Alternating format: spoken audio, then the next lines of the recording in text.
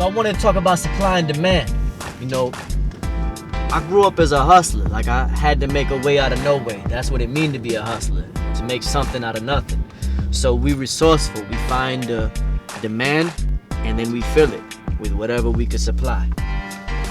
In the Western model though, and by Western we mean white folks, they'll make some shit and then trick you into wanting it. They start with the supply and then they make you demand it.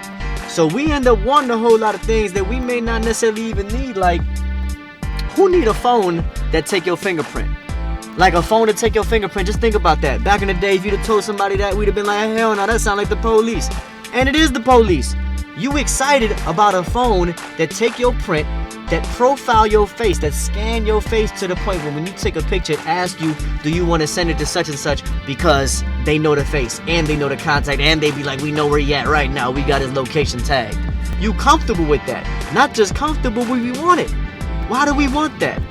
We know that the Facebook, it's called Facebook. They profiling your face. Like, they literally scan your face. And as many selfies as we take, thanks to us being narcissistic, because they told us this is how you get popping, by taking 1,000 pictures of your face at the same goddamn angle. Like the same, you gotta figure out your motherfucking angle, and you always doing the same shit with them damn fucking lips. Like, this is what we've been taught. This is how we've been raised to think. And thanks to that now, every one of our faces in a damn database. And they put this out in the news to where we know that these social media networks take your face, take your fingerprint, take every piece of information that you give them, and then they add it to a database and they develop what? A profile. And we proud to have a profile with a lot of followers. That's the opposite model. You know what I mean? That means that they got a thing that they supplying to you and then you demanding it because you've been marketed to. The whole idea of marketing is based on psychology. They get into your head and tell you what you want, to the point where we don't even know what we want. Like, we want genetically modified food. Like, we want watermelons with no seeds in them. We want grapes with no seeds in them as big as motherfucking melons, because we stupid. We don't think like, what the hell am I eating? This ain't no fruit. This is a science project. You want to live in a place that you're not even wanted because you think it's more desirable to live in this zip code. But you've been sold your own motherfucking oppression. We go into neighborhoods where we damn near being chased out of them by the police and by the whole neighborhood association and by everything to conspire against us and make us feel like we nothing, but we gotta go there so we could feel like we something. I'm gonna go into some real unhealthy and real unpleasant things, because there's a lot of things that we want that we don't really need. I mean, baseline, like sex. Everybody think you need sex. Man, half the time, homeboy, you don't even need no ass. What you need is validation. You looking for a woman to validate you, make you feel like you somebody, rub your back and make you feel like you're a good man. You need somebody to stroke your ego, so you willing to trade money, time, and motherfucking heartache and headache for pussy. Women ain't no different. They doing the same shit. They fucked up chasing dick, dope, dudes, independence. You know what I mean? Everything that we go after nowadays seems like it's to our own detriment.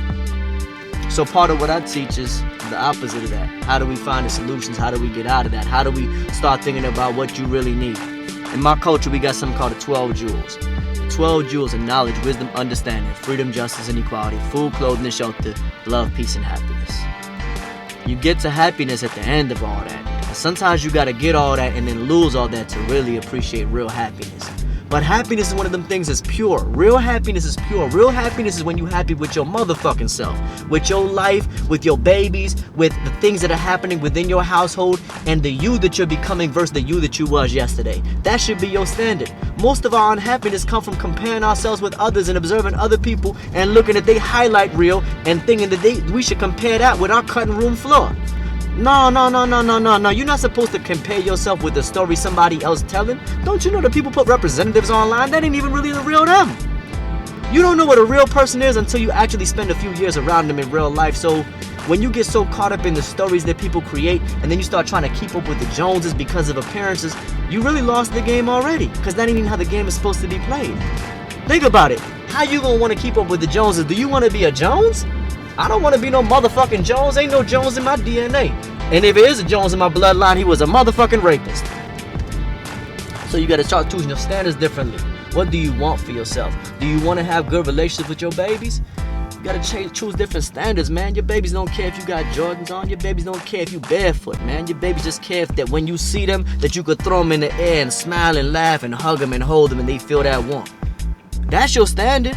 Unless you're trying to impress another grown man. You were trying to impress another adult? For what?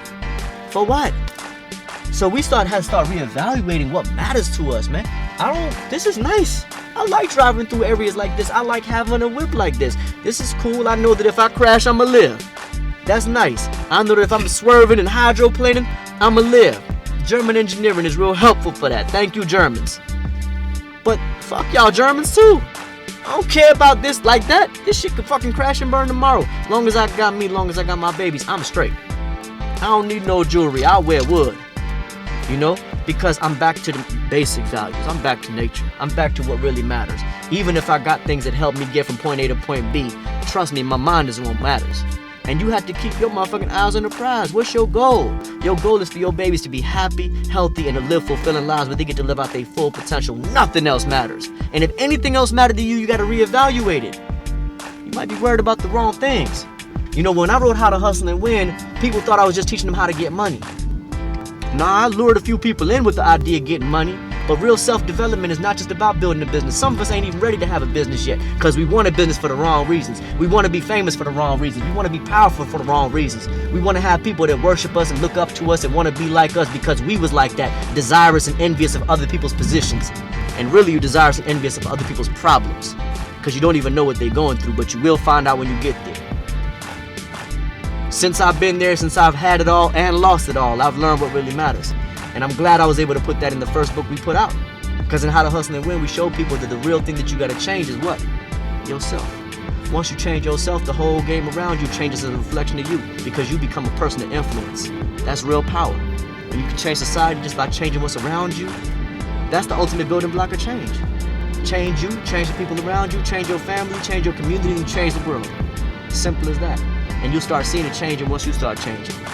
If you don't see it change, you might not have changed your own mind yet. You might be still worried about the same wrong things you was worried about before when you was blind, deaf, and dumb. Which is why we're here to change the game. What you changing?